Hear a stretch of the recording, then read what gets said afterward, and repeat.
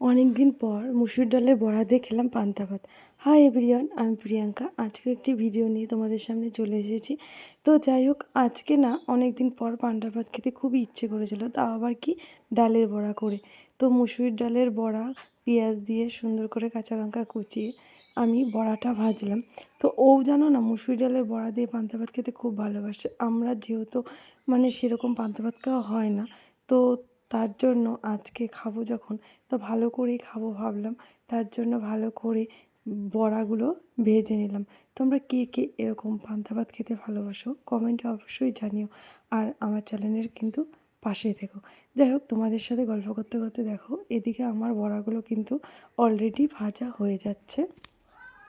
সত্যি গরমের দিনে এরকম পান্তা ভাত আর সাথে যদি এরকম পেঁয়াজ লঙ্কা দিয়ে মুসুর ডালের বড়া থাকে, তাহলে আর কি চাই বলো।